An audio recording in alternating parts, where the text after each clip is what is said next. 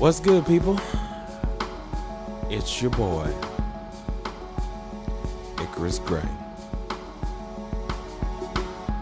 And this, after being away for a while, is Gray Area Anime. We're back. I am here, as always, with my lovely producer, Prima Diva. And we're here to talk more ReZero Director's Cut. Today we're doing episode 10 and episode 11. We're going to put them together so that way, again, during all of this quarantine, that you're able to binge watch and catch up with us and that we're caught up. I have really been enjoying rewatching this series because, as we often say, reading the light novel has made it more immersive, more expansive, and has just created a much bigger world than what was initially there. Would you say that that's the same for you? Oh, yeah. I mean, as we were talking about before, you mentioned that there were a lot of great things that were revealed that we didn't realize were being revealed at the time. That they were already talking about, and we kind of mentioned that too when we were talking about the interlude episode that they created, where they made reference to all these wonderful things there, but well, not wonderful, dramatic and exciting things. I mean, you could use wonderful. It's not filled with wonder, but not probably in the best way sometimes. I mean, it's wonderful. Now we're through it, technically. Barely. We're about to go back through it. This whole little section has been hard to deal with. Well, I mean, that's a thing. But yeah. But you know, it's not all it's not all mayonnaise sandwiches. I don't know. Gross. Well, you got it. Don't bring my personal life. I like Miracle Whip, okay? I like Miracle Whip. I don't like that regular mayonnaise, Hellman's crap. All right? I don't care what anyone says. They're different. Disgusting. And I don't just eat just like mayonnaise like that. No, like I'm not just saying you eat mayonnaise. I'm talking about the way they do in the anime. No, like I don't, mayonnaise popsicles and on the potatoes. But that's a story for another time. God. Well, technically, we're gonna get there. I guess so. Yeah. I guess so. Because that's where we learned it. It's from this. No, it was another isekai. Where I learned it was from this. We learned it from the one where the geniuses, even life in another world is easy for high school prodigals or whatever that is.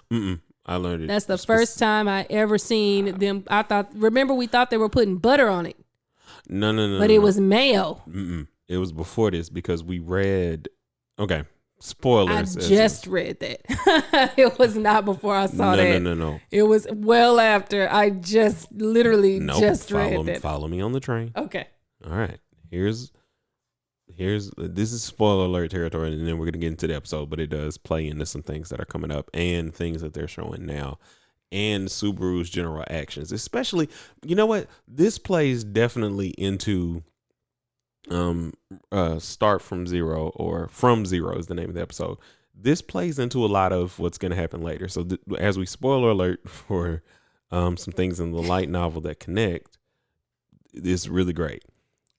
You read, and when you were reading in the interlude. No, not the interlude. That's when I read it. I don't know when else it was, but I found it recently in the interlude. You tell me where it was. Where you read is you've read when Subaru first started taking the trials. You've read that. When he was having his trial. Was it on potatoes, though? I remember. They were but was just it on the eating. Potatoes? No, baby. They were just eating mayonnaise.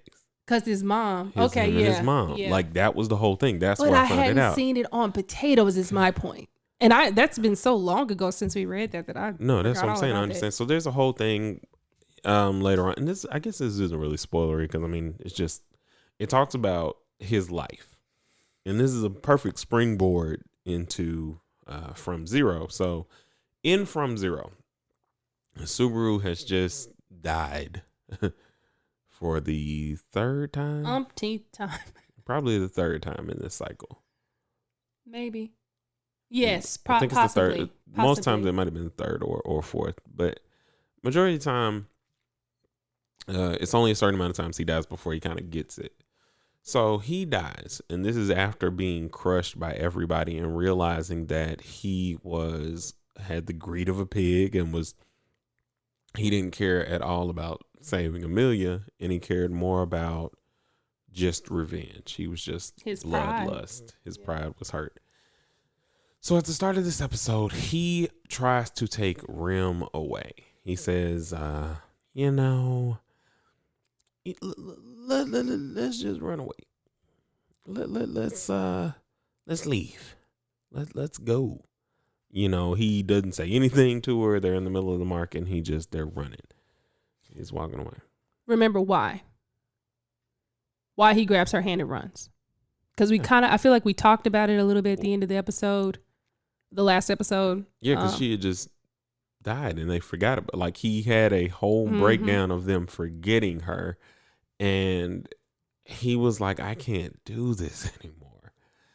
And so he grabs her hand, and they run to this plaza area, and he's telling her, like, let's just let's run away, me and you, let's do it. And the thing that he fails to realize that is so strange about how deeply he impacts these characters in such a short amount of time is they know his real intentions, or the real him. They know when he's off path because there's something about him that attracts everybody. He has this quality of magnetism that allows him to inspire people because he is talentless in their world, but mentally stronger than everyone in some way, shape, form, or fashion, it seems. The way in which he thinks is so it diverges from their way of thinking in such a way that it's just instinctively you can't help but want to follow the guy. So Rem instantly, notices, like, this ain't you, dog. Like, and she's telling him, and she starts by telling him, like, it'd be cool. We could go, we could get ourselves some jobs, and, I'd be working for a while. We maybe get a little bit together, and I can send you to school so you can, not be as competent, or be competent and finally get you a job. We can have us some kids, and, I really want to be able to, like, when our kids have had kids, and I know this is selfish of me, but I want to go before you. I want to go with our family around us, you holding my hand, and I just go. Yeah, go ahead. Sidebar. There is actually a interlude story of a what if that has that very thing, and it's so interesting. I did not know that until just now, but it's so interesting that she literally paints this whole picture of exactly what their lives would have been if they went on ahead and ran away.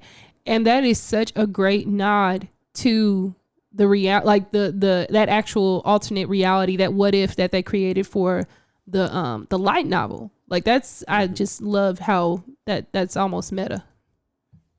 So yeah, that was one of the things that I thought was really cool. Also, another interesting tidbit, which is a sidebar, not really related. I also just found out that it looks like Emilia's name might be pronounced Emiriu. It probably is Emilia, and that's probably how what they're actually saying in Japanese. But looking at the characters, it looks like that's what it says. They say Amelia. We watch all sub things. Yes, I know, but I just think it's funny that's the spelling in terms of the kanji, right? That's what they are. Kanji is Emiriu. But yeah, so she gives him this setting, and you're like, in your head, you're like, oh snap, like, okay. I mean, you're telling them you don't really want them to do it, right? But at the same time, you're kind of like, I get it. I totally want to be with you, but you're totally not into me. And she says, well, that's what she says. So she says all of that only to tell him, like, I do it, but I'm not going to do it with this sad guy that's here. Like, I'd do it if you were earnestly choosing this, and you're not. And he's like, what do you know about me? What do you know? Because it's at this point that you're starting to get the real character development. And this is what I meant by it's a springboard. So he starts saying, like, I am a nobody. You know, I talk a big game, but I can do nothing. This is the start of where he starts to understand the meaning of no man is an island, essentially. And he's telling her all of these things about how, like I said, like I talk a big game. I don't really do the things that I'm supposed to do. I'm broken. I haven't done anything with my life. I'm less than. And he continues to demean himself. And at the end of this, she says, but I love you. You. And it's so emotionally impactful. Like I remember watching it the first time and it pulls at you because, you know, not to get all sappy on you guys, but that is the love that I have for you. Me? You. Oh. Hey, listen. I was gonna say that though. Is that is the best picture of like what it really means to love a person. Yes. Is that it does like all that crap he's saying about himself, and she's like, "But you're my hero. You know, I love you. Like even with all of that, no matter what you say about yourself." And every time he says something, especially at the end of it, every time he says something bad, she was like, "And now I'll hold your hand, and I'll still be here, and I will love you." And it was just so beautiful. And you know, this is why Rim is the number one. She is, man. I love Amelia. But Amelia's still number one. She's still the first wife. I'm sorry, but that's only because she got there first. And I'm sorry, you got to deal with it, Rim. She's number two, but fine. Rim is pretty much like she's the GOAT. She is. I'm not gonna lie about it. But it was just like they're having this thing, and she's just telling him like no, and she gave him this real smack in the face to say what he needed, and then he gets to the end and he's like, I needed that. Now, can you help me go get the girl that I love? Can you help me save her?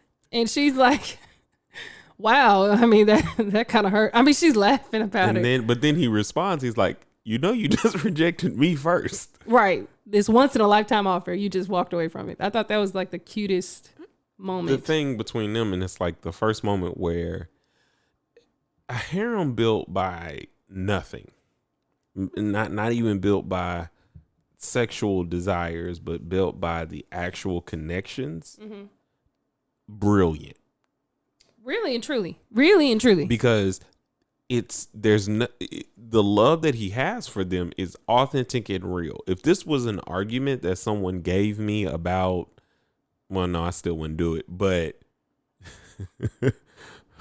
about multi-wife marriages. Polygamy was this, you still wouldn't have me, but it was a good argument. People say that it is. I don't know that I can. Most people don't get have with that. it, but most people don't have that. Like because I'm not even gonna break that down. But in this area, yes, it works. Right. Because it's like you're like, oh, all right. And even as the harem grows, just as you're saying, you start to. I think oftentimes when it comes to harems, it is very lust driven, or you start to think that he just wants to like be with all these women.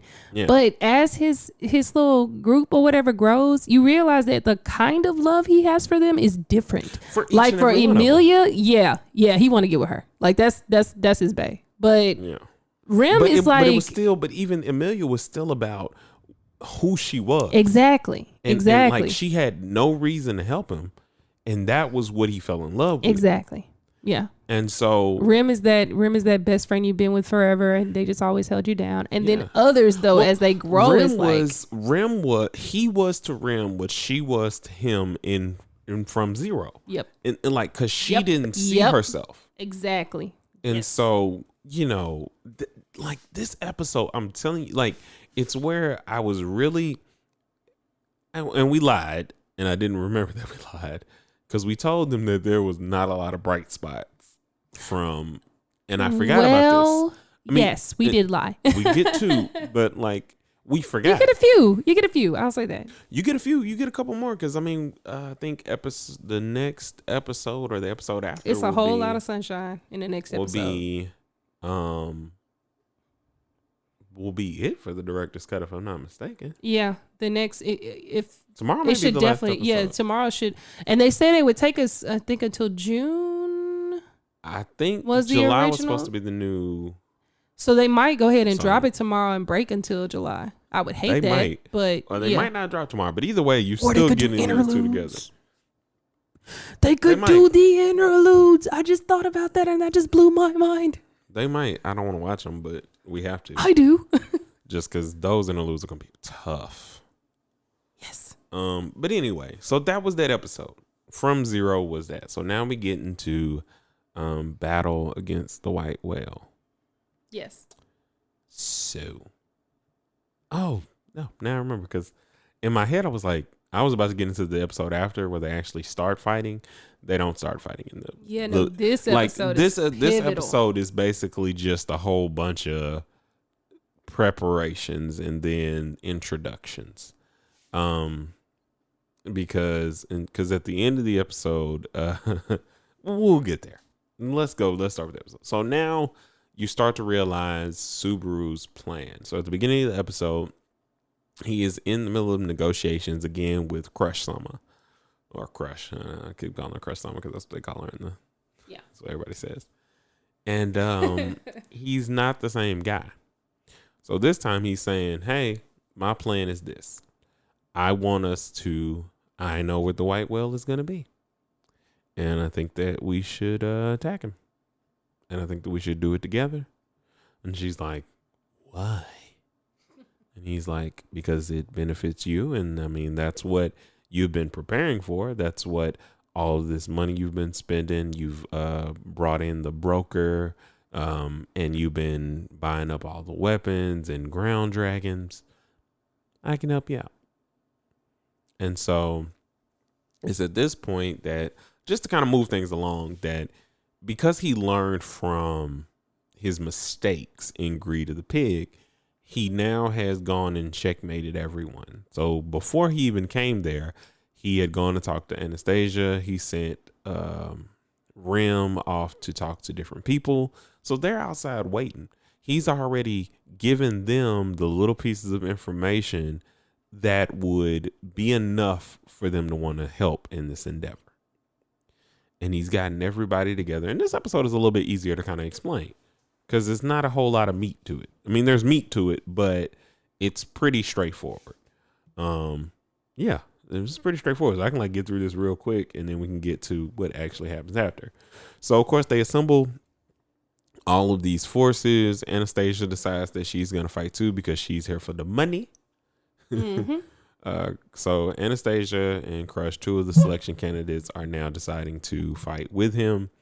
Wilhelm is like, I'm going to do this because the white whale killed my wife. That mother sucker. And they get together and he already knows exactly what he's going to do because he remembers about what time that he was attacked each time. And so he sets an alarm on his phone, which I'm not even sure that he needed. Did he need the alarm? Oh, yeah, he did. He did need it. I couldn't remember if he needed the alarm because or nothing was happening. It was super still. It was dead still and dead silent. Everything was quiet. The reason I asked about the alarm is because wasn't he not just using the witch's miasma coming off him?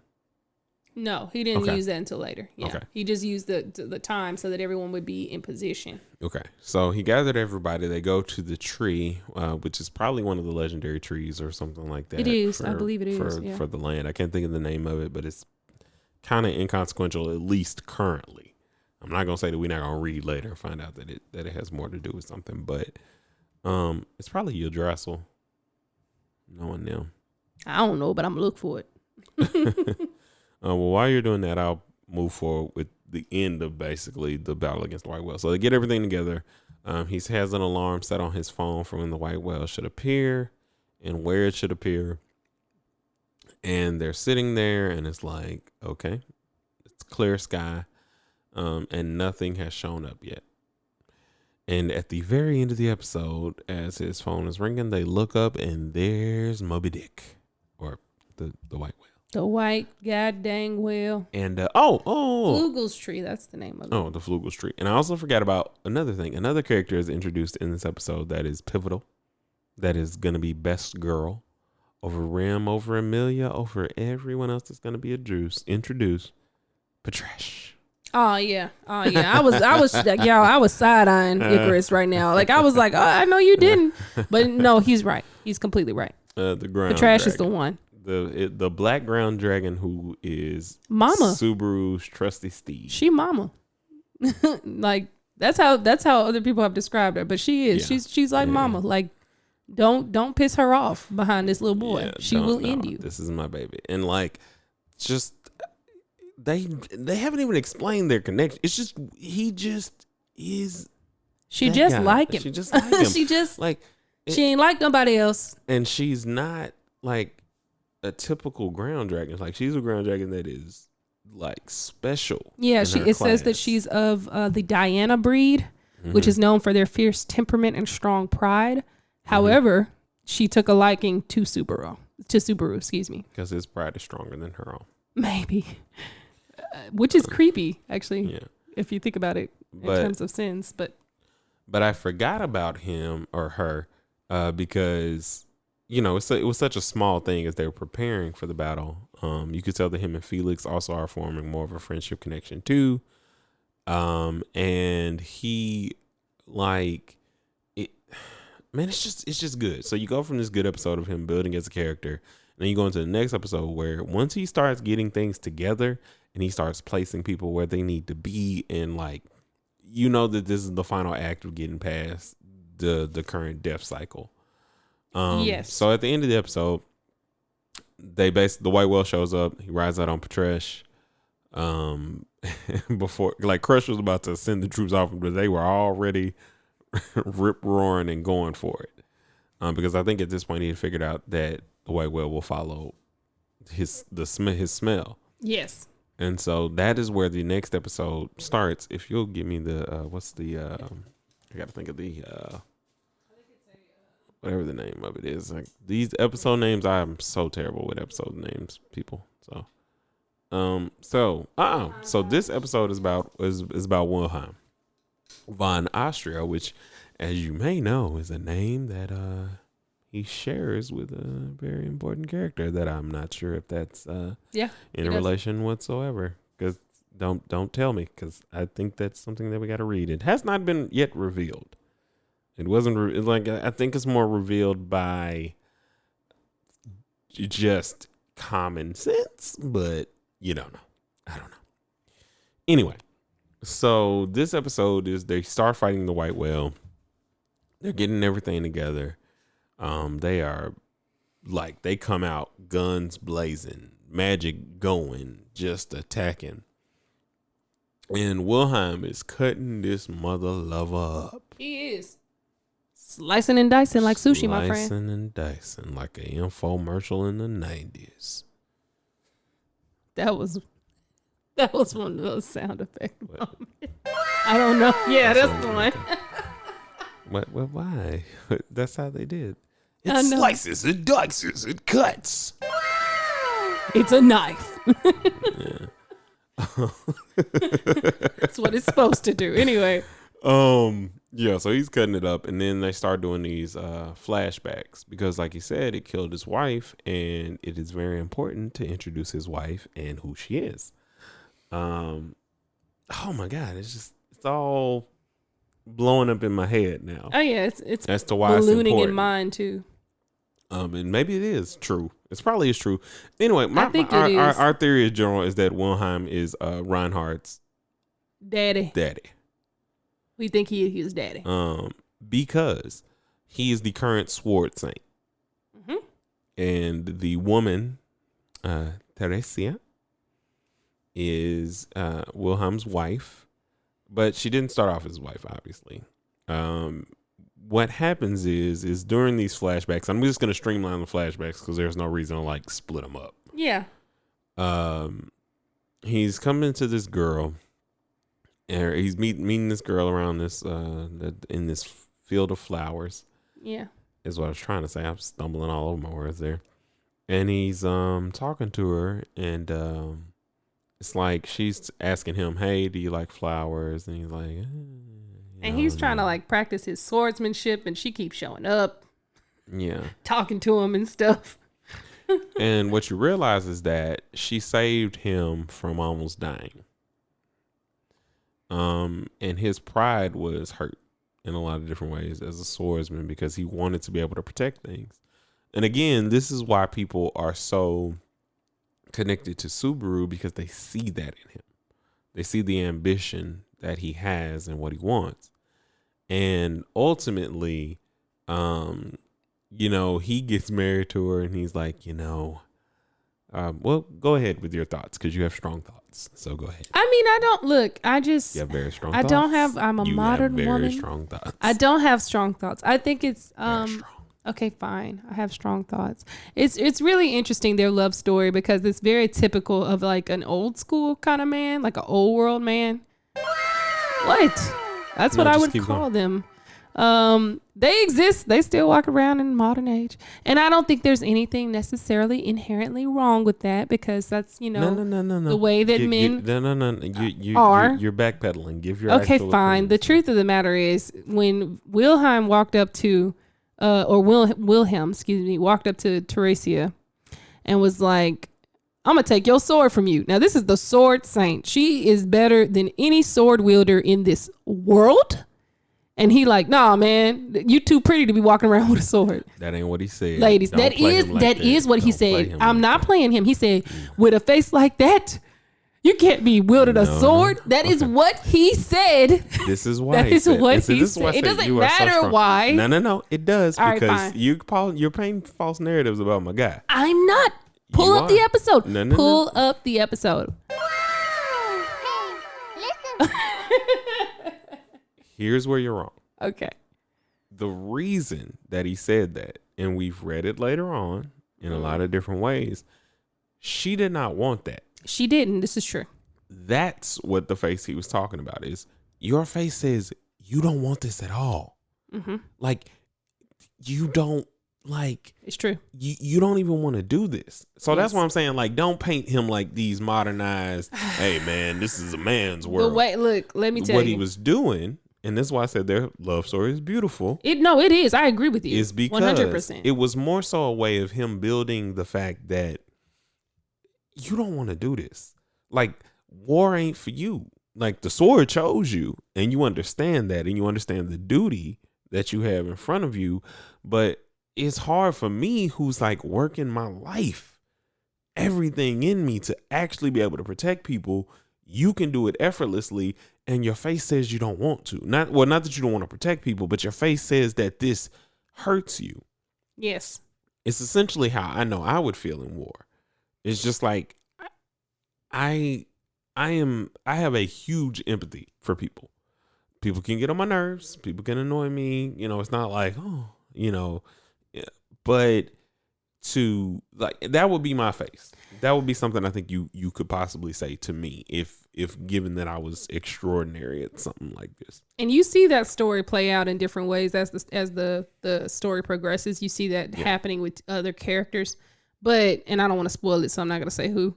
But now I will say this about the way that you're telling their love story right now. Mm-hmm. When he first said that to her, his pride was hurt. He was pissed the heck off.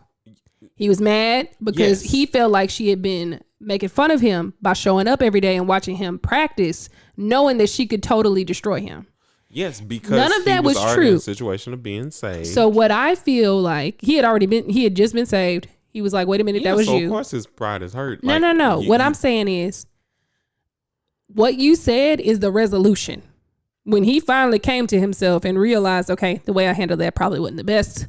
Let me go try and do this again. Because when he came to her the second time, she was ready to receive him. And she was like, okay, cool. I understand why you're trying to do this now. We can be in love. You love me. Okay, nice. Well, she already loved him at that point. Yes, she did. But she loved him initially. That's what I'm saying. That's the reason why the first interaction, that's why I was like, no, now you just trying to outdo her. You're not actually trying to approach her. This is what I'm saying. Like, on both ends, there was still the same emotion, but with understanding on the second half. Yeah. Because the first half is, you saved me in the way that you saved me why do you look like that?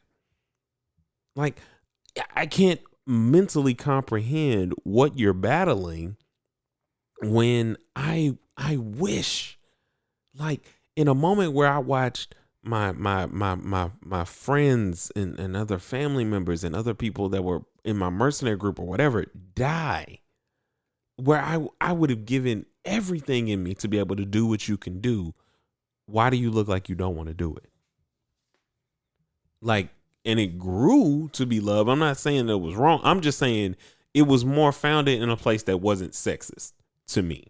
Yeah. After That's the what fact. I'm saying. No, the first No, one, I'm saying initially that's how Yeah. it comes across to me. Like, well, hold on, player. you know, But like, no, yeah. when he came to say, that's why I said like initially because of the way he handled it. That's like I'm like, nah, you had a order, bro. Yeah, but The I mean, second given time, where okay, he was, I get but I'm that. saying like the first point, that's where he was. Now he's still angry and he's still handling it in the incorrect way, but that's the way anybody would look at somebody that like it when you don't have an understanding of why somebody does something. That's how you look at them, because it's like the thing you do so effortlessly. It's like looking at a preacher or looking at somebody and then you know, you see hurt on their face after a sermon where like 12 people join church or something like that. And it's like, it's not that I'm sad. It's just, it's tiring. I get It's it. just that there are still people that I have to go and do this for. So, so even explaining her face, No, I but get somebody on the other side is like, bro, how, how, and then he grew up and came to love her. But this is all a thoroughfare throughout the episode. So it. Yeah. they're attacking the white whale, and it seems like everything's going good from your standpoint. And by you I mean the viewer, not us, because we know what's about to happen. And then, we're all knowing. and then they make a statement, and it's like, he's still flying. He's still up there. He ain't came down. Those were our most powerful attacks. Huh. And he's still up there. Okay. Oh, all right. Phase 2. Phase 2. So now what happens is the white whale spews out the fog, which Subaru aptly names the fog of forgetfulness, or for something like that. For fog of something. Yeah. That's it. I think that's what it is. For the fog of forgetfulness. What's funny is about him like is that he names everything, and then that's pretty much like the actual name of it. He is Adam. Except for like Unseen Hand. He didn't name that. I think he did. I don't. Wait, no. Beltagis did say it. You're right. Beltagis did say it. And so he doesn't know what it's called. He has some other name for it too. I forget what his name is for it. He just named it, but it's stupid for him. Anyway, so I almost messed something up. it's fine. So long story short, they're beating it up. They've actually like cut his eye out, and they realize this is not going the way we wanted to. They cut his eye off. They cut his dorsal fin off, or dorsal horn fin. It ain't that horn. His Ma Beast horn. Yeah. The horn. The unicorn horn. Yeah. So it does that off, I think. And he spews out the fog, and then like as they're fighting, they realize something's going on. Whole lot of like on? They can't see nothing, but they hear all this death. Like people are dying, people are going crazy. And then Crush comes through with her wind sword, which is I guess one of the magical swords or something like that. She's amazing. She clears some of the space out. We're gonna fast forward. You realize that there's 3 of the daggone me white whale. There's 3 of them. Yes. God dang. And you like, oh, they about to die. Die. Mm-hmm. And they like, oh, okay. What? Oh, I guess that makes sense. Sure, cool. And when you meet another of the great I don't know what they're called. What? Because they're not, I mean, they're mob beasts, but they're a trio of mob beasts. Like calamities, if you will. But either way, we'll get there. It's not currently important, but you realize something about them, a small trait that'll come into play later. That's all. Especially with the next calamity or whatever it is that you're gonna meet, in the White Rabbit. Curse that white rabbit. White Curse that rabbit little ain't no bastard. joke. I mean, but and that's the good thing about it. The white whale introduces you to these demon beasts, and it ain't the worst of them. no, you think he is, but they all have characteristics of their mother. Yeah, and we won't go into that right now. So he split himself up, and everybody's kind of looking disparaged. Everybody's feeling down. Everybody's like, just kind of like not really understanding what's going on. And so Subaru at this point like is ironclad to not losing. Like he hasn't lost a bit of steam. And he starts to, again, when he gets into his mindset of trying to figure stuff out, he's like Sherlock Holmes. He that is literally his greatest characteristic, is that he is Sherlock Holmes. His brain, like that's really his superpower, is that Subaru can think his way out of a situation if he truly puts his mind to it. Yeah, like because a lot of people think it's just him emotionally brute forcing his way out, or the connections. Like, no, he starts to he puts everybody's thought processes together. Like that's why when he goes emotional, he loses. When he goes emotional with logic, he wins, or just, starts formulating the logic. So to wrap this one up, he starts to put it together, and he's like, I've noticed that there's one of these mob beasts, because is there 4 of them? There are 3. There are 2 down low, and then there's one up at the top. And Crush actually points that out. She's like, don't you think this is weird? And that gets him to thinking. There's one up there and it's not moving. Then he realized, like, oh, these are just copies. Mm-hmm. And these 2 are weaker than that one, because they're saying like his attacks ain't that heavy no more. And what the top one was doing was probably just trying to rest and recuperate. So Subaru decides he uses his body again to he starts to talk about the return by death, and we get 2 glimpses of what we presume to be the Witch of Envy. Yes. Because we're still not sure. Because with the way this series goes, it could be a complete and utter flip. It could be. Yeah. Like, because whenever they pull you in on something like close, like, look at this, look at this, look at this, look at this, it is always something else. And it's not like in an M. Night Shyamalan way, but it's like, ooh, what a twist. It's not that. Sorry, that was a weird voice.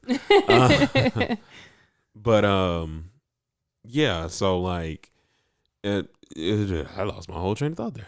I don't know where I was going with that. Oh no. What? Nothing. What'd you see?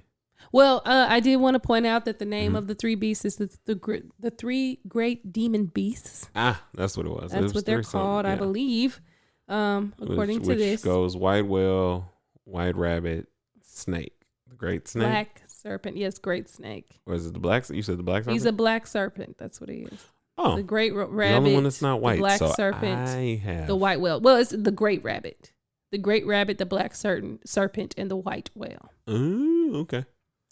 He's white. He white. So it's 2 whites, 1 black, and that's apparently got to be the strongest. Yeah. Well, I see what you did there. Anyways, we're gonna move on. Did you have any final thoughts about this? Oh well, long story short, so he ends up realizing that the one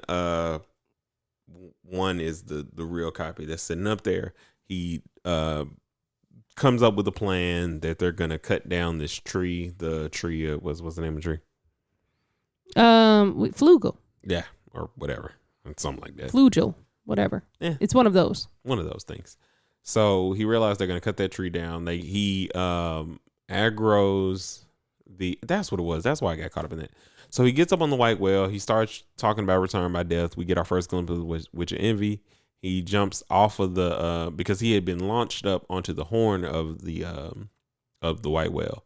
He falls down. He gets him to follow it, or he gets the whale to follow him, and they basically cut a tree down. It falls down on the white whale, killing the white whale. Yes. They saved Wilhelm because Wilhelm at some point had gotten swallowed by the white whale. He didn't get swallowed. He almost got, but he was about to get. He got swallowed. On. He just was able to get out because they started attacking him. Oh, that's what happened. Swallowed. Okay, yeah. I thought he got out of the way. He cut himself out. He was in there because he was missing for a while, and they were fighting around to get him out. Yeah. And so they've killed the white whale. Their big decision now is we're gonna help Subaru. Yes. With because the second he's talking part of this Crush. Mission. Which is he's like, and this is where you realize that again that it's harem building, but it's not. Yeah. But it's not cheap. What you think? Yeah. Because Crush is basically telling him if you wasn't for Amelia in my own way, I'd probably scoop you up. Yeah. I just would. You're just. Right. And she even said I don't think of you the way a woman thinks of you, but I gotta admit you kind of got into my heart a little bit. I like you. Yeah, and she even explained that even on the other side, I thought about you a little bit like that too. Yeah. But that's not even why I would it's really cute. It's really cool. Yeah. It made me like her a lot. And so then they just go off to, as far as I know, because I feel like that we might be missing some stuff, but I feel like that was between the both of those episodes, if I'm not mistaken. That's correct. Anything? So where we end off that episode is they decide to split the forces. Yeah. Because Rem is so injured from the battle, Subaru makes Rem stay, so that Phyllis can look after her. She is now in the trusted company of Crush Sama, and Julius makes his return to the scene with more of Anastasia's troops to help him with the second part of his quest, which is deal with the witches cult. So that's kind of where the episode ends. Final thoughts, because I had a few. You go ahead. I'll end it. All right. So my final thoughts. I know we kind of glossed over it, and it was a lot of strategy and things like that in the episode after From Zero. I can't remember the name of it at this point. But that episode to me is so pivotal and important because you really, up until this point, you start to kind of see the way that Subaru's brain works and what his superpower actually is. And it's that Subaru is a dang good leader.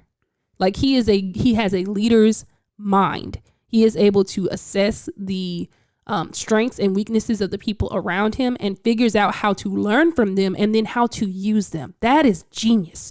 He's first dealing with a lot of the issues in the beginning, like in the mansion, and even before then, you see him kind of start to work things out, but it kind of just happens for him when he's in there with the guts lady Elsa. With Elsa. I don't know why I'm having a brain fart, but with Elsa, when he's dealing with that issue, Reinhardt just happens to come.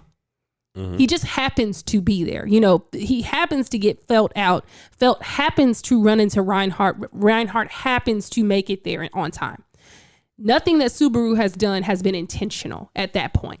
You get to the mansion, same thing. As we get here, though, now his points become intentional. You start to see his growth. You really start to see this dude shine. His strength is not the thing, his brain. That's pretty amazing. My final thoughts on these series of episodes is how big the world is. Yeah. And From Zero, like I said, that's my favorite episode of this set. Yeah. Only because that literally is what starts to push him forward. And every time that he gets lost, he comes back to what it was she said. I mean, he hears other people, but it's the reason he hasn't stopped in a way of quitting. Oh no! Since that conversation. Now he might bang his head against the wall about trying to figure stuff out, but every time he's died since their conversation, it's been motivated. Yes. It's been, okay, I got to figure this out. Okay, I got to figure this out. Oh, I was focusing too much on this. I got to get this information. I got to get that information. Yes. Oh, there's the problems and the way he has to solve these problems are always in two or three different parts or as they grow. So the first thing he had to deal with, or the first two situations, it was one part.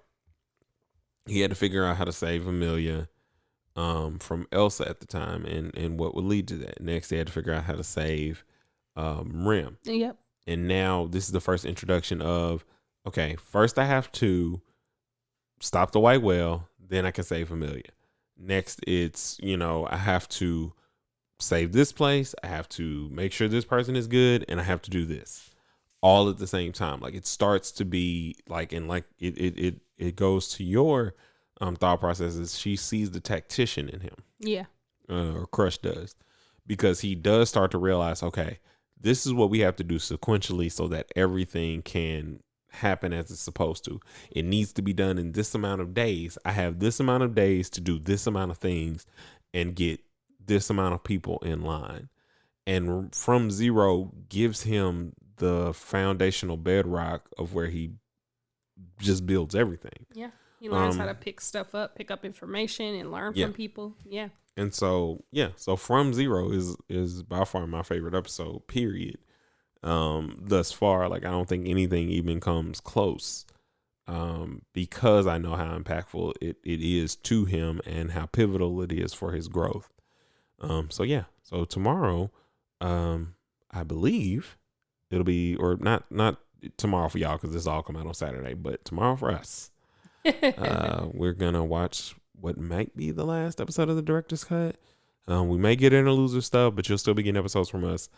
We do apologize for the break in schedule again with all the stuff going how it's going. We just been trying to kind of like work with that. So you go ahead and do your thing. Okay.